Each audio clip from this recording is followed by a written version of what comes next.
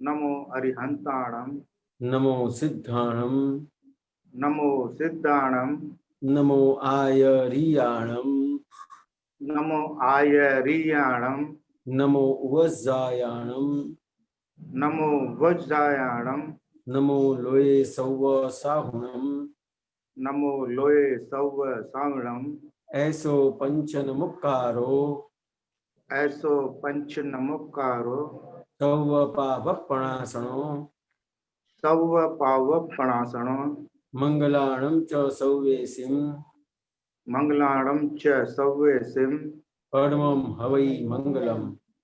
परमं हवै मंगलम। ओम नमो भगवते वासुदेवाय, ओम नमो भगवते वासुदेवाय, ओम नमः शिवाय। ओम नमः शिवाय। जय सच्चिदानंद।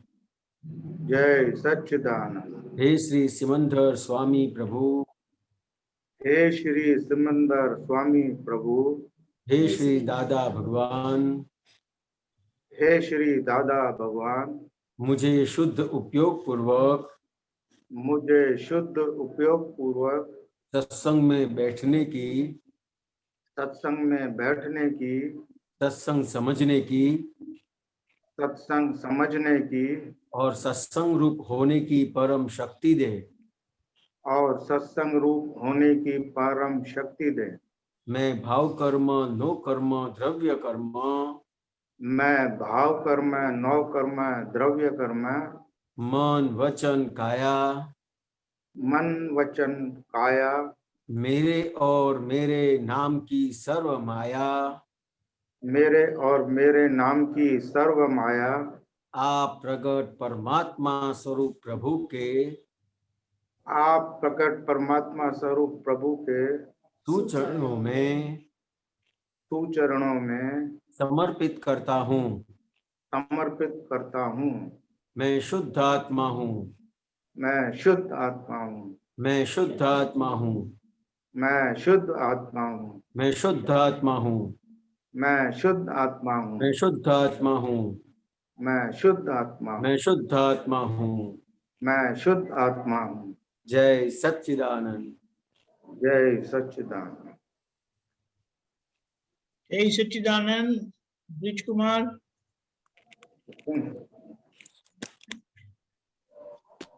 हाँ,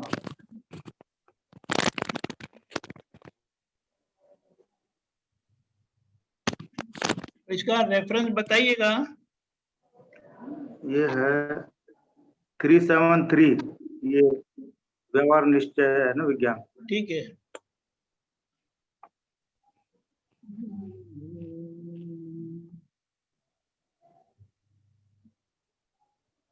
बोलूं?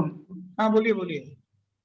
इस संसार का इतना अधिक भय भी न रखें कि परलोक बिगड़ जाए। आजकल थोड़ा कोरोना चल रहा है ना।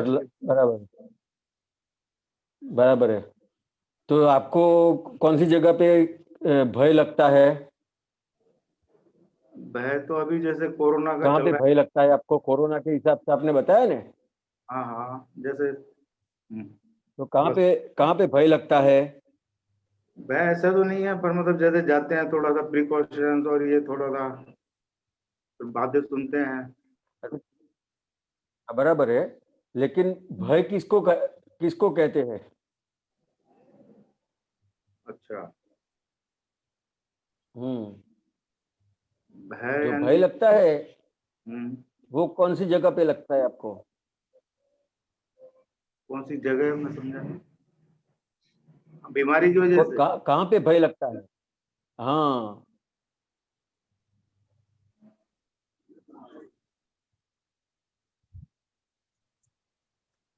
ये भय जो है उसकी व्याख्या क्या होगी?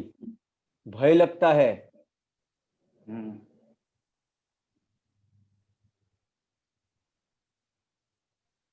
क्या नाम आपका? भूल गया मैं, सॉरी। कुमार।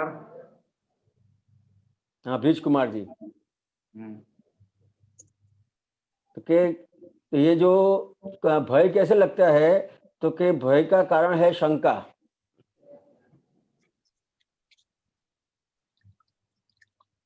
ब्रिज कुमार जी सुनाई देता हाँ। है? हाँ हाँ हाँ हाँ, सुन रहा हूँ।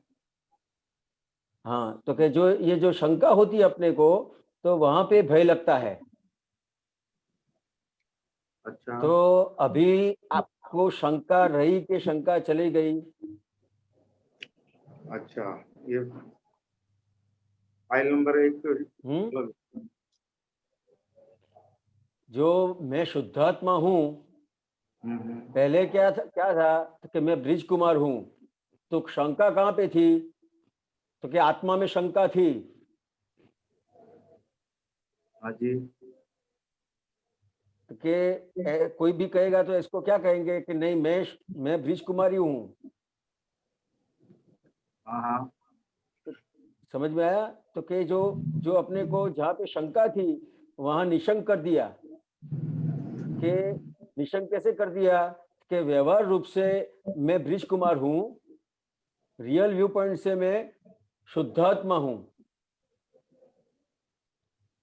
तो कि आपका जो दरअसल स्वरूप है उस वो आपको अच्छी तरह समझ में आ गया कि नहीं आ गया? हाँ, आ तो गया सर। तो ये जो आपको समझ में आ गया कि मैं शुद्धात्मा हूँ, ये जो ब्रिज कुमार है वो व्यवहार रूप से है, सिर्फ उसको जानने के लिए है ब्रिज कुमार जी। अच्छा। समझ में आया? तो कि ये जो आपको सही समझ मिली कि व्यवहार रूप से मैं ब्रिज कुमार हूँ, सही में मैं शुद्धात्मा हूँ, तो उसकी वजह से क्या होगा? तो कि कहीं पे भी आपको शंका नहीं होगी, भय नहीं होगा, आधि नहीं होगी, व्याधि नहीं होगी, उपाधि नहीं होगी। अच्छा। क्यों? तो कि समझ में आ गया कि ये जो मेरा स्वरूप जिसको मानते थे वो मेरा स्वरूप है ही नहीं। अच्छा। आपका जो दरअसल स्वरूप है उसको कोई टच कर सकता है? नहीं, वो तो उसके ऊपर कोई वायरस लग सकता है? नहीं। उसको खांसी आ सकती है, उसको बुखार आ सकता है? नहीं। समझ में आया? तो ये जो सब हो रहा है वो किसको हो रहा है? ब्रिज कुमार। और आपका दरअसल स्वरूप क्या है? हाँ, वो तो शुद्धात्मा है।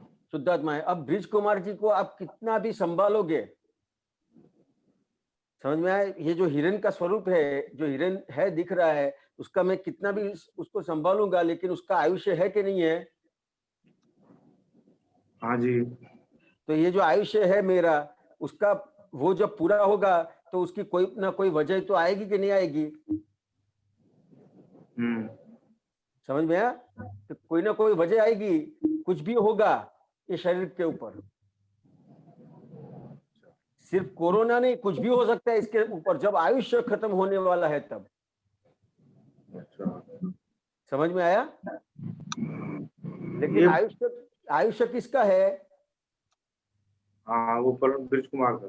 ब्रिज कुमार का है। और आपका दरअसल स्वरूप क्या है? शुद्धात्मा।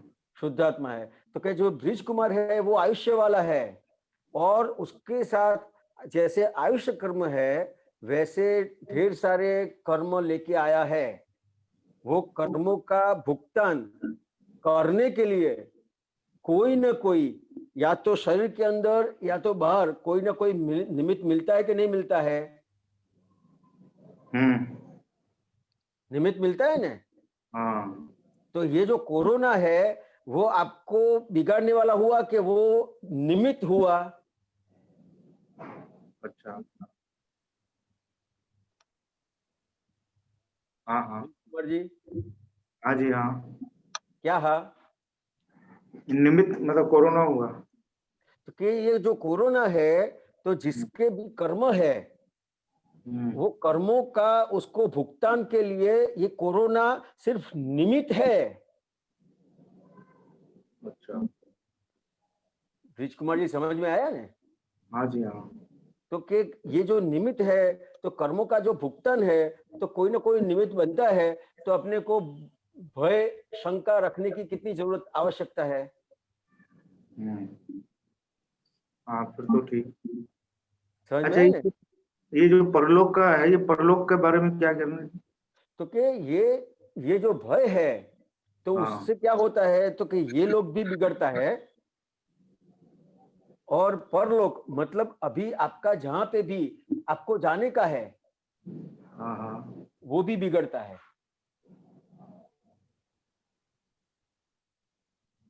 अच्छा समझ में आया? अच्छा। तो कि आपका ये जन्म भी बिगड़ता है, और दूसरा अगला जन्म भी बिगड़ता है। अच्छा, अगर हम एकाकार हो जाएं तो? नहीं, एकाकार नहीं, ये भय को समझेंगे नहीं तो। अच्छा। समझ में आया ना, कि भय रखने की जरूरत है नहीं, आपके कर्म है तो कहीं ना कोई निमित्त बनने वाला है ही, अच्छा। और आपके कर्म नहीं है तो कोई भी आपका बिगाड़ने वाला नहीं है। अच्छा। समझ में आया? हाँ, अब आया। सिर्फ अपना अपना व्यवहार क्या बनता है, कि कोई भी अपना व्यवहार करते हैं, तो ये जो दो आंखें है वो खुली रखने की है, ये जो दिमाग है वो साथ में रखने का है। समझ में आया? तो क्या होगा, उससे क्या होता है, तो कि आपका जो व्यवहार है वो जितना भी सही होगा, तो आपके जो भी कर्म है वो कैसे हो जाएंगे, तो कि जो कर्म है वो आपको भुगतान करेंगे, लेकिन आपकी असर कम कर देंगे, क्योंकि आप व्यवहार में भी जागृत है। अच्छा। समझ में आया? समझ कि गया। आपको अपने अपने को व्यवहार भी सही रखने का है, और निश्चय भी सही रखने का है। तो अगर व्यवहार सही नहीं रखा तो निश्चय बिगड़ जाएगा, निश्चय नहीं सही रखा तो व्यवहार बिगड़ जाएगा। ये दोनों साथ में चलने वाली चीज है। सिर्फ अपने व्यवहार करेंगे कि ये मेरे को ध्यान रखने का है, ये करने का है, वो करने का है, तो आप भयभीत हो जाएंगे। अच्छा।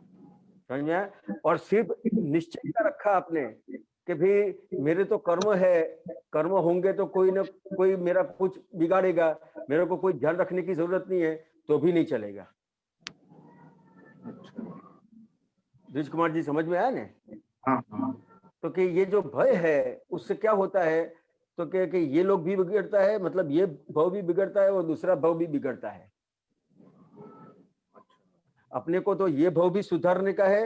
अगर ये भाव सुधर गया, सही समझ आपको प्राप्त हो गई, आपकी शंका, भय, आदि व्याधि उपाधि चली गई, तो ये भाव सुधर गया और अगला भाव भी सुधर गया। ब्रिज कुमार जी, हाँ हाँ, समझ गया। समझ में आया ना? हाँ। जय जय सच्चिदानंद।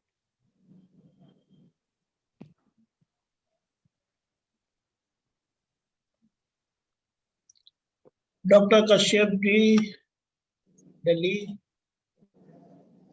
जय सच्चिदानंद दीपक भाई, जय सच्चिदानंद हिरेनानंद जी। जय सच्चिदानंद। जय सच्चिदानंद। हाँ जी, ये मुझे नवकलम में अनुमोदन शब्द आता है कई जगह, कई कलमों में, तो उसका अर्थ समझा दीजिए। ये जो अनुमोदन करते हैं ना, कोई भी व्यक्ति कोई भी व्यवहार करता है, जी तो वो व्यवहार करने के लिए उसको जो अपन उसका साथ देते हैं, जी। तो उसको अनुमोदन कहते हैं। किस तरह से साथ देते हैं?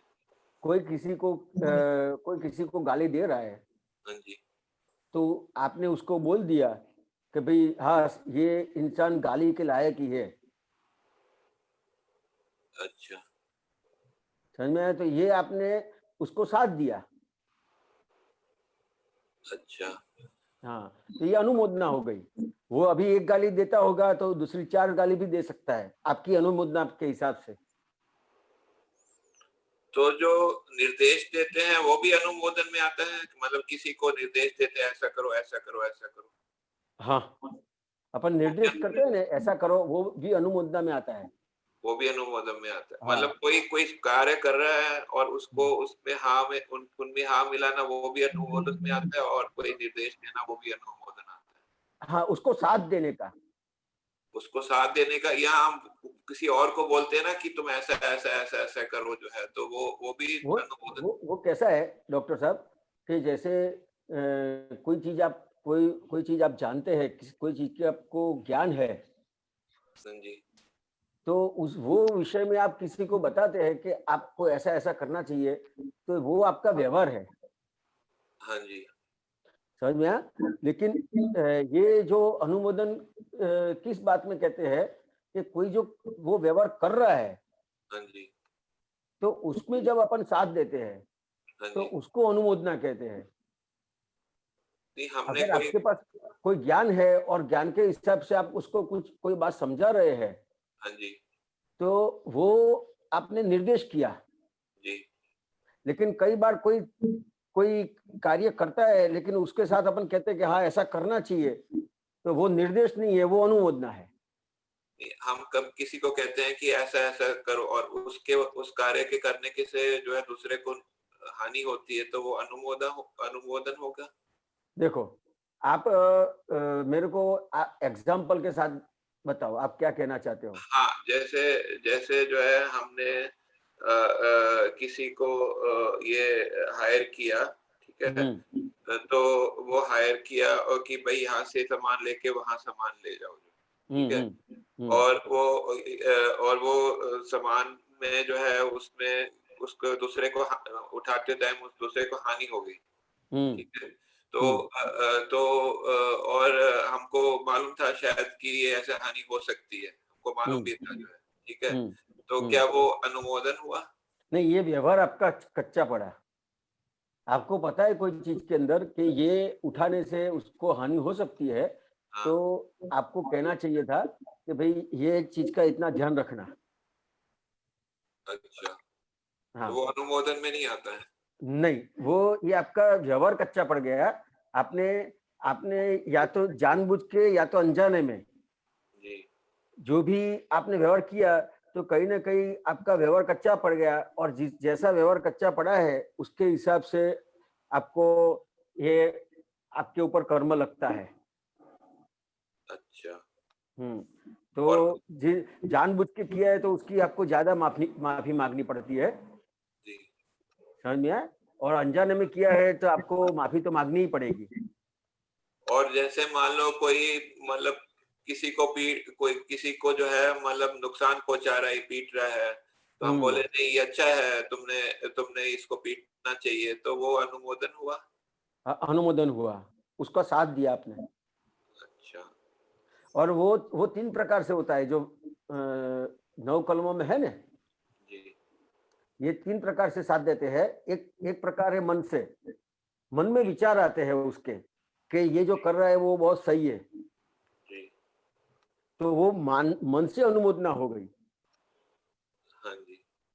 फिर वाणी से अनुमोदना होती है, अपन वाणी से बोलते हैं कि ऐसा करना चाहिए, तो वो वाणी से अनुमोदना हो गई, डॉक्टर साहब। जी। जी। और आप उसके साथ वो जो व्यवहार करता है वही व्यवहार आप साथ में करते हो, तो वो काया से अनुमोदना हो गई। जी, समझ गया। समझ में आया ना? जी। जी, समझ। तो ये मन से, वाणी से के काया से कोई भी तरह से अपनी अनुमोदना ना हो, ऐसा अपन निश्चय करते हैं। जी, समझ गया। एक और प्रश्न मैं पूछना चाहूंगा, ये जो अंतर जो दुश्मन है वो काम क्रोध मान माया बोलते हैं। हम्म, माया काम काम नहीं, क्रोध मान माया लोग बोलते हैं। जी। तो इसमें और भी दुश्मन होते हैं कि यही 4 होते हैं? ये क्रोध मान माया लोभ, ये जो है वो मेन है, और उसके साथ राग द्वेष भी कहते हैं। लेकिन ये जो मेन 4 है ने, क्रोध मान माया लोभ, राग और राग द्वेष, तो ये अपने दुश्मन है। ये दुश्मन मतलब क्या कि मैं एकदम सादी भाषा में बात करूं डॉक्टर साहब आपको, जी। तो जो व्यवहार से आपको दुख होता है, जी। जो व्यवहार से सामने वाले को दुख होता है, जी। आपको नहीं होता, सामने वाले को होता है। जी। कई बार सामने वाले को नहीं होता है, सिर्फ आपको होता है। जी। और तीसरा कि जो व्यवहार से आपको भी दुख होता है और उसको भी दुख होता है, जी। तो कहीं ना कहीं अपने अंदर ऐसे दुश्मन है जो ऐसा व्यवहार करवाते हैं जिसके हिसाब से कहीं ना कहीं आपको या सामने वाले को दुख होता है। तो इसमें इसमें जो काम होता है, विषय होता है, ये भी अंतःशत्रु होता है। क्रोध, मान, माया, लोभ, तो ये जो विषय होता है ये भी हमारा शत्रु है ना, जो है मतलब विषय विकार जो होता है। ये जो शत्रु है वो मेन शत्रु नहीं है। ये अच्छा, जो क्रोध, मान, माया, लोभ, राग, द्वेष है, उससे ये खड़ा हुआ है, उसी से खड़ा होता है विषय उसका विकार। खड़ा हुआ होता है। जैसे ये काल में कहीं ना कहीं आप अपन व्यवहार करते हैं सुख के लिए, जी, लेकिन सुख कितना प्राप्त होता है? सुख कभी सुख जो है वो मतलब वो तो एक तो टेम्पररी प्राप्त होता है इससे जो है, और हाँ, फिर कभी प्राप्त नहीं भी होता है, उससे टेम्पररी भी प्राप्त नहीं होता है, और वियोग में दुख भी प्राप्त होता है। तो जैसे अपने को गर्मी लगती है जी तो अपन एसी लगा देते हैं। जी अपने को क्या लगता है कि बस एसी आ जाएगा तो बहुत शांति हो जाएगी, सुख मिलेगा, जी। समझ में आया? लेकिन एसी लगने के बाद सुख आ जाता है कि फिर भी उसके बाद कोई नया दुख खड़ा होता है। उसके बाद एसी बंद हो जाएगा तो फिर हमको थोड़ा गर्मी लगेगी, तो नहीं, ऐसे। एसी होने के बाद भी कोई ना कोई अंदर मन वाणी काया से कहीं ना कहीं कोई ना हाँ कोई हाँ दुख खड़ा हो जाता है कि नहीं हो जाता है? हाँ, वो भी हो जाता है दुख। हो जाता है ना। तो कैसा है, तो कि ये जो समय है उस वो कैसा है, तो कि कहीं ना कहीं आप सुख की प्राप्ति के लिए कुछ ना कुछ व्यवहार करेंगे, लेकिन दुख खड़ा हो जाएगा, जी समझ में आया? तो जी इतनी इतनी उसको जलन है, कोई भी जी। इंसान को इतनी जलन है, तो वो जलन को ठंडा करने के लिए विषय में पड़ता है, हाँ समझ में आया? और उसको ऐसा लगता है कि सबसे बड़ा सुख यही है। अगर उसको ऐसी कोई जलन नहीं होती तो इतना विषय में वो जाता भी नहीं, तो समझ में अभी आया? अपने को आत्मा सुख मिल गया तो फिर ये विषय विकार जो है ये कम होने लगता है, जो अब वो है। अपने आप कम होने लगता है। ये जो सब स्वाध्याय सत्संग करते हैं, जी किताबें पढ़ के सही समझ प्राप्त करते हैं, तो और ये सब विधि करते हैं, दादा भगवान ने असीम अधिकार, ये सब जो करते हैं, अपना पूरा जो स्वाध्याय होता है, जी उससे क्या होता है, तो कि विषय सुख चले जाए ऐसा नहीं, लेकिन वो उसके अंदर जो आपकी तीव्रता थी, सुख की मान्यता थी, वो कम होती जाएगी, वो कम होती जाएगी। क्योंकि आपको दरअसल सुख मिला और दरअसल स्वरूप का जितना भी अनुभव हो जाएगा, जी वो अपने आप कम होता जाएगा।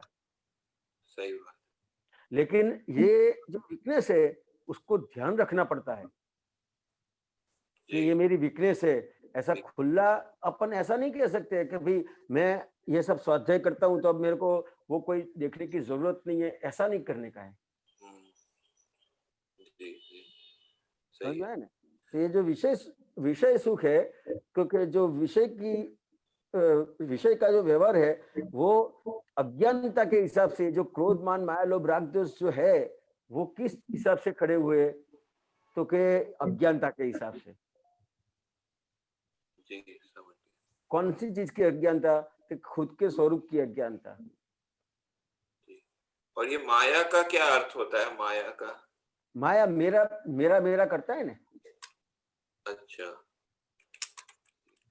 जो मेरापन है वो जो है वो उसको माया कहते हैं। मान, माया, लोभ, ये जो ये जो लोभ और माया और लोभ कैसा है, दोनों एक साथ में जुड़े हुए हैं, समझ में आया ना? जी और क्रोध और मान, वो दोनों दोनों एक साथ जुड़े हुए हैं, जी समझ में समझ में आया ना? जी इस तरह जी, से। आपको समझ में आया, धन्यवाद। जय सच्चिदानंद। जय सच्चिदानंद। जय सच्चिदानंद। आरव। जय सच्चिदानंद। जय जय सच्चिदानंद। सच्चिदानंद। स्वामी जी, लेपायमान भाव क्या होते हैं? लेपायमान भाव, जी तो के ये आप जो विधि में बोलते हैं ना, जी कि ये जो लेपायमान भाव जो है, तो कैसा होता है कि जैसे ये अपने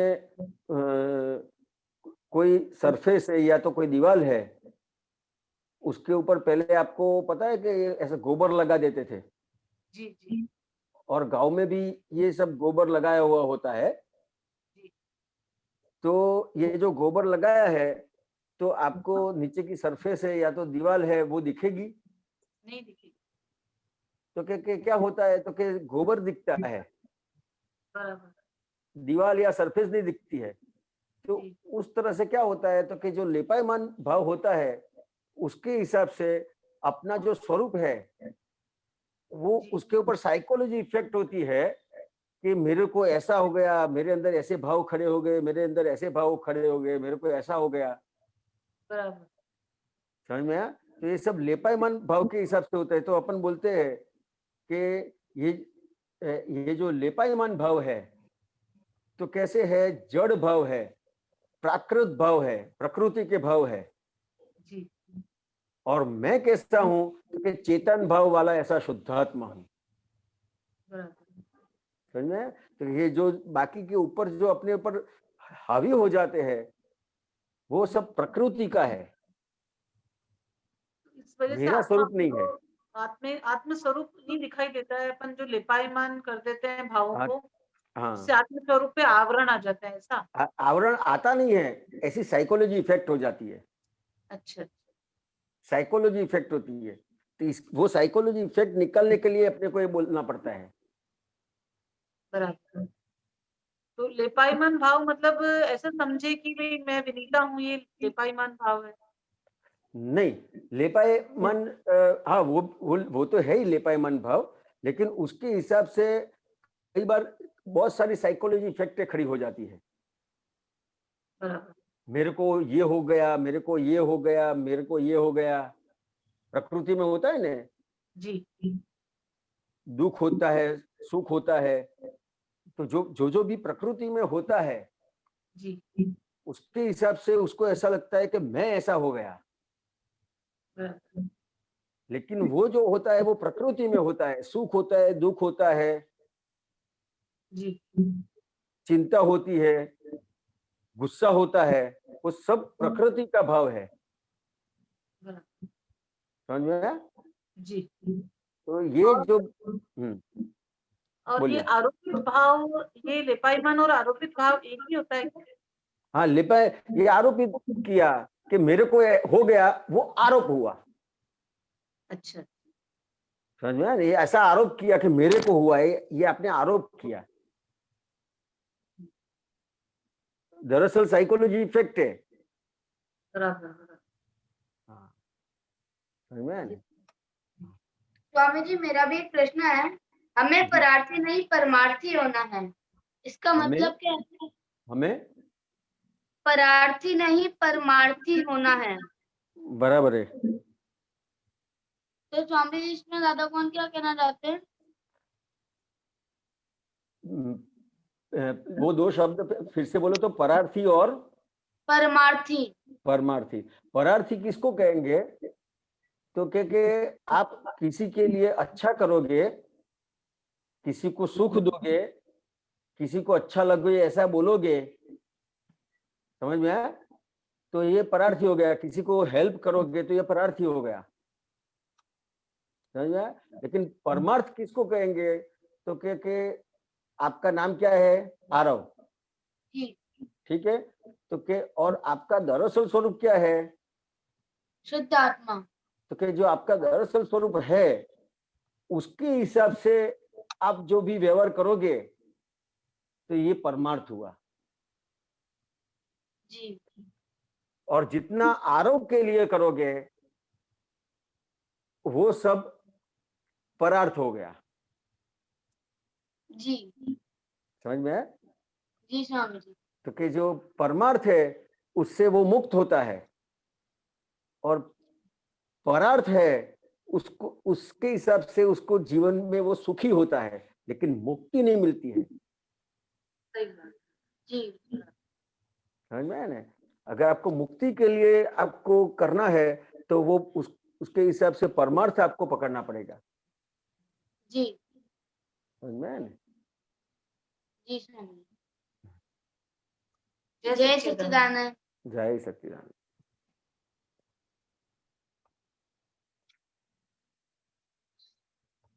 जय सच्चिदानंद। ओके, गीता बहन।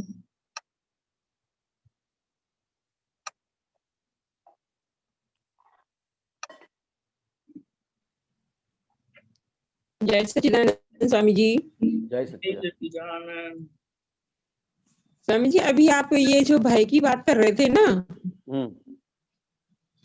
तो स्वामी जी भय तो एक इंद्रिय, दो इंद्रिय, तीन इंद्रिय जीवों को भी होते हैं। तो मतलब तो पंच इंद्रिय जीव को यदि भय लगता है तो उसका वो नेचुरल प्रोसेस नहीं है क्या? ये कैसे लाए आप नेचुरल प्रोसेस? नेचुरल मतलब प्रकृति को बट नेचुरल भय लगता है, बट नेचुरल। ये तो अब हमने जब बुद्धि से हम समझ गए ना, हाँ, तब वो तो हमने मतलब सेटलमेंट लिया है कि भाई भय तो इस प्रकृति को लगता है, शुद्ध आत्मा को तो लगता नहीं है। हाँ, लेकिन जो ये दो इंद्रिय जीव है, तीन इंद्रिय जीव, मतलब जैसे नाली का कीड़ा है, उसको भी हाथ लगाओगे तो वो भी भय के मारे भागेगा, बराबर है, या कीड़े मकोड़े। तो बराबर है। मतलब भय लगना तो एक नेचुरल प्रोसेस हुआ ना हाँ, बॉडी का। वो जो है ना गीता जी, वो भय संज्ञा है। हाँ, संज्ञा है वो। जैसे जैसे गाय है तो हम्म, उसको लकड़ी दिखानी पड़ती है। हम्म, उसको आप ऐसा कहेंगे कि गाय माता जी आप मेरे घर में घुस गए हैं, लेकिन ये मेरा घर है, आप जाओ, तो वो नहीं जाएगी। हाँ, समझ में आया? तो वो भय संज्ञा है वो। हम्म, तो हम्म, वो छोटे छोटे जीवों को भी भय संज्ञा है। हम्म, समझ में आया? और ये जो पंचेंद्रिय जीव को ये जो भय है, हम्म, तो वो डेवलप हुआ। तो लेकिन डेवलप होने के साथ भी उसको जहां तक अज्ञानता है, तो वहां तक उसको ये जो भय लगता है, वो भय के हिसाब से उसका वो जो पंचेंद्रिय में जन्म मिला है, वो किस लिए मिला है उसको? तो कि उसका खुद का काम निकाल लेवे उसके लिए। हाँ स्वामी जी, वो बात तो ठीक है, पर मैं ये कहना चाह रही थी कि एक जैसे मिनट। तो कि ये जो उसका काम जैसे निकाल देगा, तो इसका ये भव भी सुधर जाएगा और अगला भव भी सुधर जाएगा। नहीं स्वामी जी, मैं ये कहना चाह रही थी कि जैसे वो भय संज्ञा है, उन इंद्रिय जीवों को भय संज्ञान भय है, ऐसे ही पंच इंद्रियों को तो संज्ञान भय रहेगा ही ना, हाँ, नहीं वो रहेगा? उसका दिक्कत नहीं है। अगर आप कहीं पे बैठे हैं, समझ में आए, और कोई एकदम से आ गया, तो एकदम आप भयभीत हो जाएंगे, क्या हुआ? हाँ, संज्ञान भय तो रहेगा ही। वो भय संज्ञा है, उसका दिक्कत नहीं है। समझ में आए? दिक्कत कहाँ है आपका? ये भाव कब बिगड़ता है कि ये जो जिस हिसाब से उसको भय लगता है ना, उसके हिसाब से ये उसका भाव बिगड़ता है और अगला भाव भी बिगड़ता है। तो उसको क्या होता है कि मेरा क्या होगा, मैं क्या करूंगा। अब मैं और मेरा क्यों होता है ऐसा? मेरा क्या होगा और मैं क्या करूंगा, तो मैं मतलब कौन और मेरा मतलब वो तो कौन? अज्ञान ही है। मैं मतलब अज्ञान। तो कि मैं मतलब सही में मैं क्या मतलब क्या है? तो कि मेरा दरअसल स्वरूप। समझ में आया? तो उसको जब मैं समझ में आ गया है, तो उसको जब मैं समझ में आ गया है, तो उसको मेरा भी समझ में आ जाएगा। तो कि ये जो मेरा मैं मान रहा हूं, वो मेरा नहीं है। समझ में आया? तो सबसे बड़ा भय क्या है? तो कि मैं क्या करूंगा और मेरा क्या होगा। हाँ, तो सही उसको बात सही है। मायने में पता चल जाता है कि जिसको मैं मेरा मान रहा हूं, वो रिलेटिव व्यू पॉइंट से मेरा है, सही मायने में मेरा नहीं है, व्यवहार दृष्टि से मेरा है। ये जो शरीर है, इसको मैं मेरा माना है ये शरीर को, लेकिन ये व्यवहार दृष्टि से है, सही मायने में नहीं है। समझ में आया? और मैंने जो मैं माना है इसको ही मैं माना हूँ। तो जब समझ में आया कि मैं कौन हूँ, तो कि मैं तो शुद्धात्मा हूँ, तो कि मेरे को तो कुछ होने वाला है ही नहीं। समझ में आया? जो शुद्धात्मा है उसको तो कुछ होने वाला नहीं है, और जो मेरा है वो तो कर्म के हिसाब से उसको भुगतान सब आएगी, और कर्म के हिसाब से जो भुगतान आती है उसमें कोई नहीं रोक सकता है।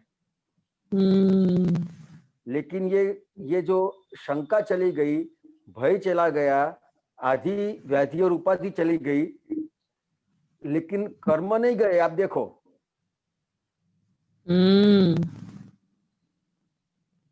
कर्म तो वही के वही है आपके। समझ में आया? तो क्या होता है कि जो अज्ञान में जो कर्म भुगतते थे वही कर्म आपको ज्ञान में भी वही कर्म भुगतने के हैं। कर्म आपको छोड़ने वाला नहीं है, लेकिन आप छूट कौन सी चीज से गए? अज्ञान से। अज्ञान से छूटे, लेकिन क्या हुआ? तो कि आप शंका से छूट गए, भय से छूट गए। तो भय शंका छूट गई। जो अज्ञान में वही कर्म था, लेकिन भय शंका के साथ था। और ज्ञान में क्या हुआ? तो कि ये भय शंका चली गई, उसके हिसाब से क्या हुआ? तो कि आदि भी चली गई, व्याधि उपाधि सब चली गई। देखने में आपको आदि व्याधि उपाधि दिखाई देगी, लेकिन अंदर सब सही हो गया। और जो आदि व्याधि और उपाधि है उसमें समाधि उसको हो जाएगी। मतलब समाधि मतलब क्या? कि वो सम में आ गया, शुद्धात्मा में आ गया। तो ये शुद्धात्मा की उसको समाधि हो गई, तो ये जो भय शंका आकुलता व्याकुलता कुछ भी उसको असर नहीं करेगी। कर्म वही के वही है, लेकिन वो असर करने वाले नहीं रहे। तो क्या हुआ? तो कि ये भव भी उसका सही हो गया, और ये भव के हिसाब से उसका दूसरा भव भी सही हो रहा है। समझ में आया ना? स्वामी जी, एक और था कि यह ना मूल आत्मा पर आवरण कभी नहीं आ सकता। आप तो सूत्र में ही पढ़ा मैंने एक में। हाँ, सही बात है। तो स्वामी जी फिर आवरण किस पर आता है? आवरण कैसा है? तो कि ये सिर्फ मान्यता का आवरण है। मैं गीता बेन हूं, ये मान्यता हुई, ये आवरण हो गया।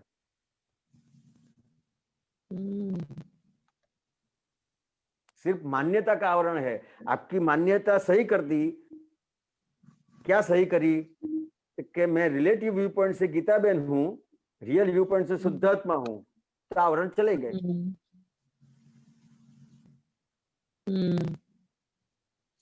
अच्छा। मान्यता का आवरण है, और मान्यता के हिसाब से उसको साइकोलॉजी इफेक्ट होती है। तो अपने जो ये ज्ञान चरण विधि है जो सुबह में रोज करते हैं, तो वो ज्ञान चरण विधि क्या करते हैं उसमें? तो कि अपनी जो सही जगह है उसमें बैठते हैं। मैं शुद्धात्मा हूं, वो सही जगह पे बैठ के जो मान्यता है और मान्यता को अलग करते हैं, और खुद के स्वरूप में बैठते हैं, और मान्यता के हिसाब से जितने भी साइकोलॉजी इफेक्ट हो गए हैं वो सब साइकोलॉजी इफेक्ट को दूर करते हैं। ये जो विधि बोलते हैं तब।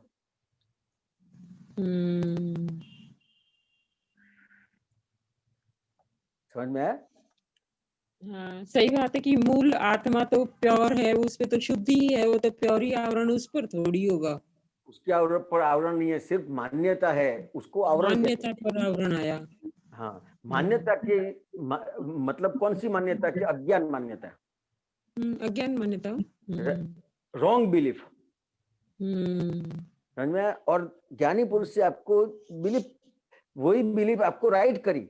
आपकी बिलीफ तो आपकी वही है, लेकिन जो रॉन्ग थी उसको राइट कर दी, और कुछ नहीं किया। जो राइट बिलीफ हो गई तो आवरण चले गए। मतलब आवरण गए मतलब साइकोलॉजी इफेक्ट चली गई। मैं ऐसा हो गया, मैं ऐसा हो गया, मेरे को ऐसा हो गया, मेरे को वैसा हो गया। वो साइकोलॉजी इफेक्ट चली गई। क्योंकि मूल जो आत्मा है उसके ऊपर आवरण है ही नहीं, सिर्फ मान्यता के हिसाब से, बिलीफ के हिसाब से उसको साइकोलॉजी इफेक्ट होती है, इतना ही है। और पूछ लो कि स्वामी जी एक, हाँ पूछिए पूछिए। ये एक दादाजी एक ऐसे बोल रहे थे कि हर अवस्था शुद्ध होकर जब तक अवस्था स्वरूप में निर्जरित नहीं हो जाती तब तक निर्जरा नहीं होती। ये आप्त सूत्र है 111 श्रेणी 22 का ही। कौन सा रेफरेंस क्या बताएं? 111 111 है, वही श्रेणी 22 का। क्या? श्रेणी 22 का 111 आप्त सूत्र। श्रेणी 12 अनुभूति योग सुबह वाले थे ना, प्रकट अनुभूति के ज्ञान सूत्र। 12 बताया आपने, श्रेणी 12। श्रेणी तो 22 है स्वामी जी। 12 क्या है? श्रेणी कौन सी प्रकट अनुभूति, कौन सी श्रेणी? प्रकट अनुभूति के ज्ञान सूत्र। सी, लेकिन नंबर, आप सूत्र नंबर, अरे कौन सी श्रेणी? नंबर 1 22। हाँ बोलिए ना, वो 22। ओके, बोल तो रही थी। आपकी आवाज बहुत कट जाती है गीता जी। श्रेणी 22। अच्छा, बहुत कटती है, इसके लिए मैं कान पे लगा के बैठता हूँ। अच्छा, 119 है स्वामी जी, 11 नहीं 119 है।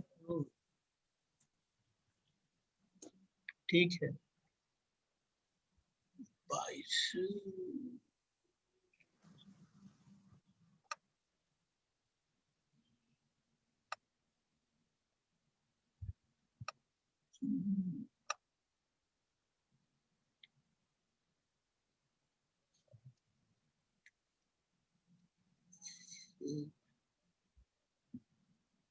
ओके, एक मिनट। हाँ,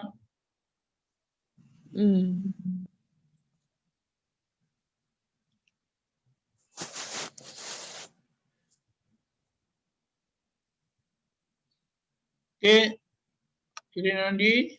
हाँ जी। ये हर अवस्था, अवस्था मात्र शुद्ध होकर अवस्था रूप से जहां तक निर्जरा नहीं होती वहां तक निर्जरा नहीं होती, ऐसा नियम है।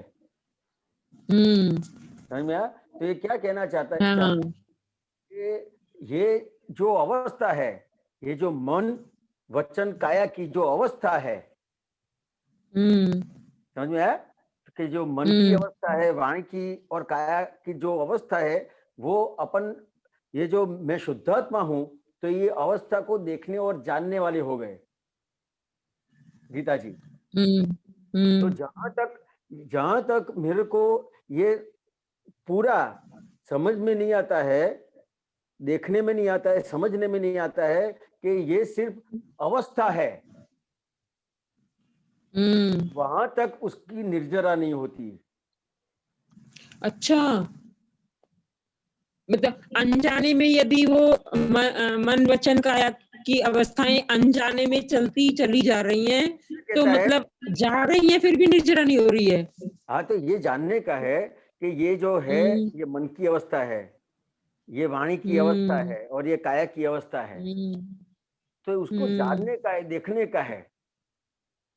समझ में आया? तो ये जब देखते जानते हैं तो फिर उसका परफेक्ट उसका निर्जरा होता है। तो स्वामी जी कई बार तो मतलब जैसे कुछ हम क्रिया में लग रहे हैं, कुछ में लग रहे हैं, अवस्था की मन वाणी की क्रियाएं तो अनजान मतलब हो जाती है, रूटीन में जैसे चलती रहती है, रूटीन वर्क में। हाँ, कोई बात नहीं, लेकिन ये सब जो है ना, तो जितना ये जो आलोचना प्रतिक्रमण करते हैं ना गीता जी, जितना आलोचना प्रतिक्रमण प्रत्याख्यान करते हैं ना, इतना फिर आपको आगे आगे ये सब दिखता जाएगा। हेलो, हाँ स्वामी जी, ये जो आपकी बनी कहीं आवाज आ रही है। तो कि ये जो बात करी है ना, तो ये अपने को एकदम डायरेक्ट से उसके ऊपर डायरेक्ट नहीं चले जाने का है। ये तो क्या है, ये सब अपने को स्थूल अभी सब देखने का है कि ये जो अपने मन में जो विचार आते हैं, तो मन में विचार आते हैं, तो ये विचार आया तो मेरे को दुख हुआ, किसी को दुख हुआ तो उसकी माफी मांग लो। मेरी वाणी से कुछ ऐसा निकल गया, किसी को दुख हुआ कि आपको दुख हुआ तो उसकी माफी मांग लो। आपकी काया वर्तन से कहीं आपको दुख हुआ, किसी को दुख हुआ तो ये माफी मांग लो। तो ये सब ये स्थूल, ये अभी आलोचना प्रतिक्रमण प्रत्याख्यान करना है। फिर ये प्रतिक्रमण करते करते फिर अपनी ये आगे ये खड़ा हो जाता है सब, ये पूरी समझ कंफर्म परफेक्ट हो जाती है। सॉरी, समझ में आया? तो स्वामी जी मेरे को ये बताओ, आप ये कहना चाह रहे हो ना कि मन, वाणी और काया की हर अवस्था मतलब कुदरती रचना है, ये तो है ना? हाँ, मन वचन और फिर जो भी अवस्था है वो कुदरती रचना है, वो कुदरती रचना है, जो भी अंदर डाला है वही आके खड़ा रह जाएगा। हाँ। फिर इसको मतलब देखना जानना जब निर्जरा होगी, ये क्या कहना चाह रहे थे आप? हाँ, तो आपको जो देखना और जानना है और जितना देखा और जितना आपने जाना उसका प्रतिक्रमण करना है, बस। वो तो उस कंडीशन में रहेगा ना जहाँ कहीं किसी को दुख हुआ है, या तो कहीं से राग हुआ है या द्वेष हुआ है। हाँ। उस कंडीशन में यदि नॉर्मल कंडीशन में रहेगा तो वो तो नॉर्मली निर्जरा हो रहा है। हाँ, निर्जरा हो रहा है। और कैसा है कि आप जितना भी ये जितना प्रतिक्रमण करते जाएंगे ना, तो सबसे पहले आपको स्थूल दिखेगा।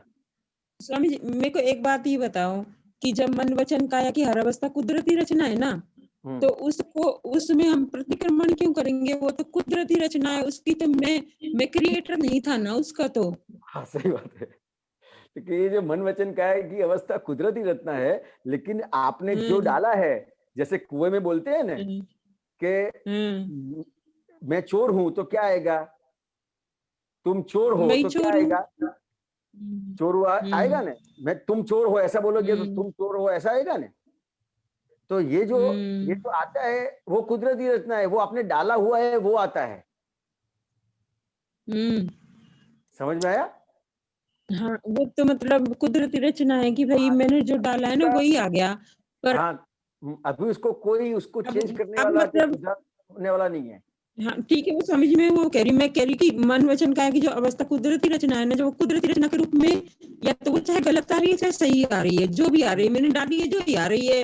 हाँ। तो अब मैं मतलब प्रतिक्रमण तो का मतलब ये होगा ना कि मैंने उसको किया है तब आ रही है वो। हाँ। ऐसा कहना चाह रहे हैं क्या आप, है ना? देखो, आप प्रतिक्रमण क्यों करने का वो समझा दूं आपको, समझ में?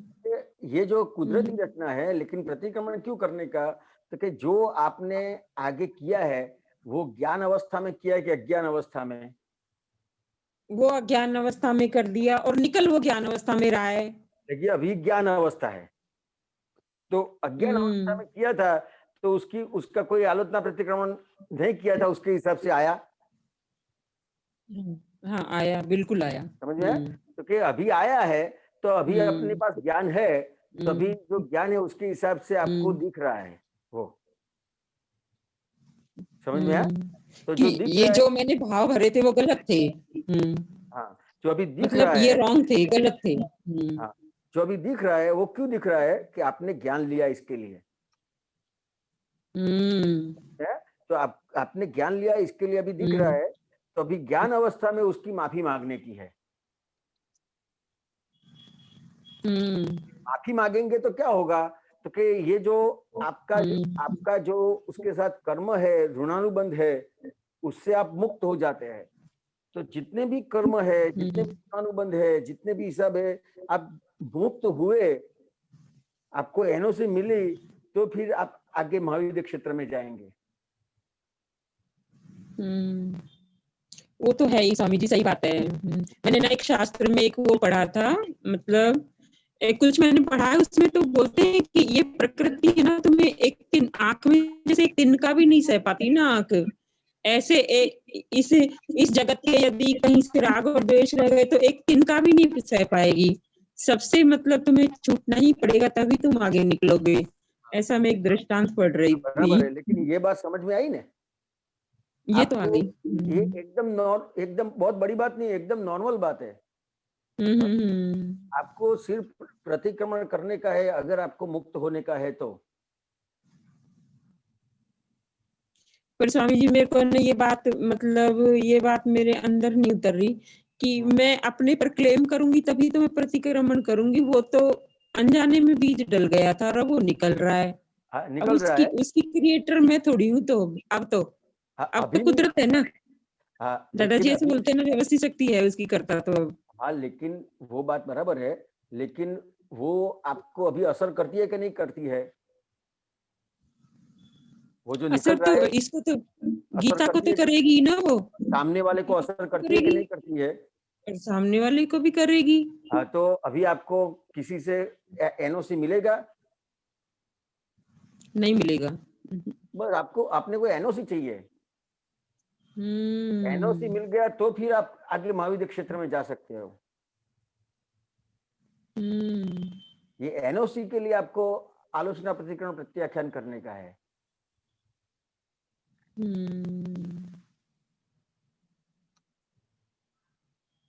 ठीक बात है स्वामी जी। है समझ में? हाँ, समझ आ गया।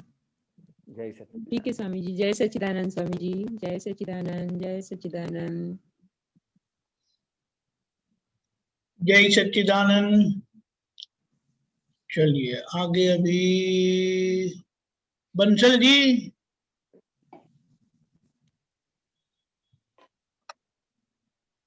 कुछ पूछना चाहेंगे आप? आपके प्रश्न बड़े अच्छे होते हैं। नहीं, ठीक है, इट्स ओके। ओके, जय सच्चिदानंद। ब्रिज कुमार।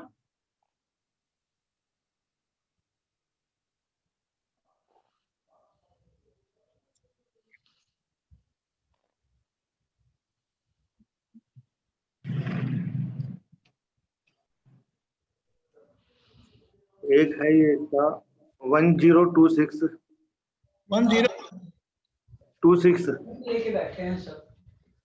ओके,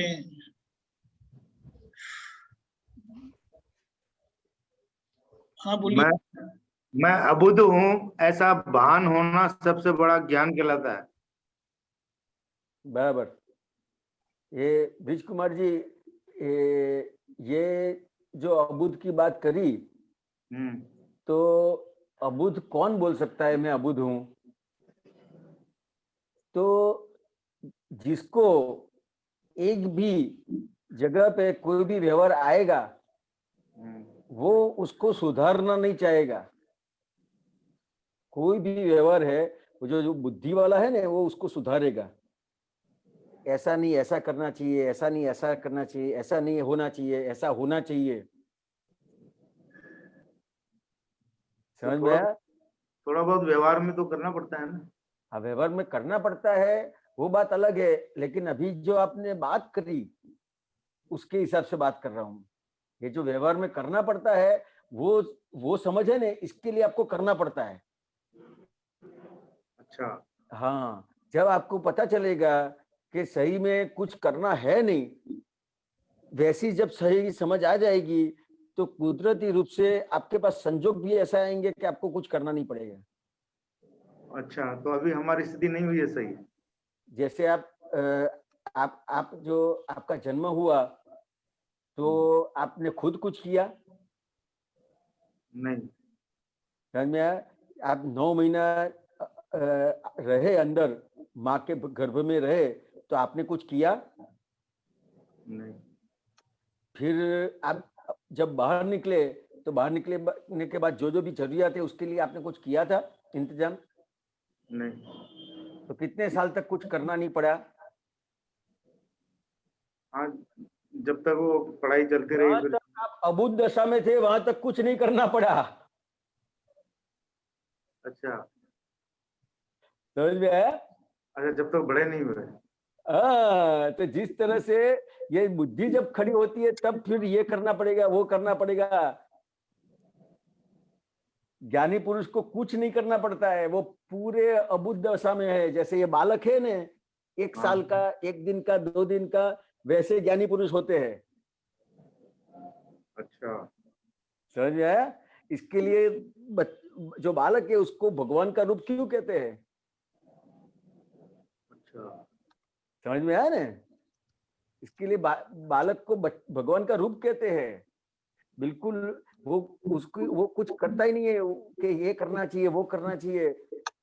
अपने आप उसको सब कुछ मिलता जाता है। अभी आपने जो बोला ना, कुछ ना कुछ तो करना पड़ेगा ना, इसके लिए आपको सब कुछ करना पड़ता है। अच्छा, ऐसा है। तो जैसे बालक है वैसे ज्ञानी पुरुष होते हैं, पूरे अबुद्ध दशा में होते हैं। कुछ करने की नहीं सोचते कि मेरे को ऐसा करना पड़ेगा, वैसा करना पड़ेगा। सब अपने आप होता है। ये दादा भगवान है, तो दादा भगवान ने सोचा होगा कि इतने आप्त पुत्रों को तैयार करना पड़ेगा, इतने लोगों को बुलाना पड़ेगा, ये सब करना पड़ेगा। ये सब किया होगा। अच्छा, ये अपने आप सब होता है। समझ में आया? तो क्यों? तो क्या अबुद्ध दशा में है। 1% भी उनके अंदर बुद्धि खड़ी नहीं होती है कि मेरे को ये करना पड़ेगा। जैसा संजोग आया वैसे संजोग में सब व्यवहार करेंगे। अच्छा, समझ में आया ना? तो ये बहुत आगे का मामला है, हाँ, आगे की दशा है ये। ये बहुत बड़ी दशा है। तो ये ज्ञान स्वरूप की जब पूर्णता होती है तो ऐसा रहता है। लेकिन अभी जो अपना व्यवहार है ना, तो क्या करते हैं कि ज्ञान को पकड़ते हैं। ये जो सब बात करते हैं ना, तो ज्ञान को पकड़ते हैं। लेकिन प्रॉब्लम कहाँ पे होता है कि अज्ञान अपने से छूटता नहीं है। कैसे? तो थोड़ा थोड़ा तो मेरे को करना पड़ेगा ना, थोड़ा थोड़ा तो करना पड़ेगा ना, ऐसा कहेंगे। अच्छा, समझ में आया नीच कुमार जी? तो कि जो पकड़ते तो है, समझते तो है, लेकिन जो पकड़ा है उसको छोड़ने का है। जो पकड़ा है वो छूटता नहीं है। लेकिन ये जो आपको ये जो समझ प्राप्त हुई है, तो उसे छोड़ना नहीं पड़ेगा, अपने आप छूट जाएगा। ये दादा भगवान ये जो विज्ञान दिया है ज्ञानी पुरुष ने, उसमें कुछ करना नहीं पड़ेगा, अपने आप छूट जाएगा। लेकिन ये जो स्वाध्याय सत्संग होता है उसमें ये सब समझ परफेक्ट कर लेनी पड़ती है। हाँ, तो फिर ये समझ आपके अंदर आ गई, तो फिर आपको ये जो सब अबुद्ध दशा है उसके लिए भी करना नहीं पड़ेगा। आपकी समझ के हिसाब से सब ये आपके कर्म में से आप मुक्त होते जाएंगे। जितनी आपको समझ प्राप्त हुई उतनी आपको आपकी गलतियां दिखती जाएंगी ब्रिज कुमार जी। जितनी समझ प्राप्त हुई इतनी गलतियां दिखती जाएगी। सही में समझ किसको कहते हैं ब्रिज कुमार जी? तो के सही समझ वाला किसको कहते हैं? जिसको अपनी गलतियां दिखे उससे सही समझ वाला कहते हैं। अपनी गलतियां तो भाई ये जैसे अभी प्रतिक्रमण के बाद जो कर्मण में चलता रहता है, क्या है कि किसी को दुख नहीं हो। हाँ, यही ध्यान रखने का है ना। हाँ, यही ध्यान रखने का है। और दुख नहीं हो, और दुख होता है तो अपनी गलती कौन सी जगह पे मेरी गलती हो गई। समझ में आया? अभी क्या होता है कि कहीं ना कहीं अपने को सामने वाले की भी गलती दिखती है। हाँ, समझ में आया? तो सामने वाले की गलती नहीं दिखे और अपनी गलती पूरी दिखे, और सामने वाले की बिल्कुल गलती ना दिखे, तो उसको सही समझ वाला कहेंगे। अच्छा, समझ में? तो कि अपने को ये सही समझ प्राप्त कर लेने की है। हाँ, यहाँ कच्चे पड़ रहे हैं अभी थोड़े, है ना। हाँ जी, सामने वाले की कभी कभी दिख जाती है, वो थोड़ा हाँ, तो सामने वाले की दिखती है, तब कहने का कि बृज कुमार जी अपने को तो अपना देखने का है, और सामने वाले की गलती दिखी, उसका मतलब क्या कि आपके अंदर जलन चालू हो गई। हाँ, जब आपके अंदर जलन चालू हो जाए तो समझ लेने का ये बृज कुमार जी भी सामने वाले की गलती देख रहे हैं, और जैसे ही बृज कुमार की गलती देखने की चालू हुई, जलन बंद।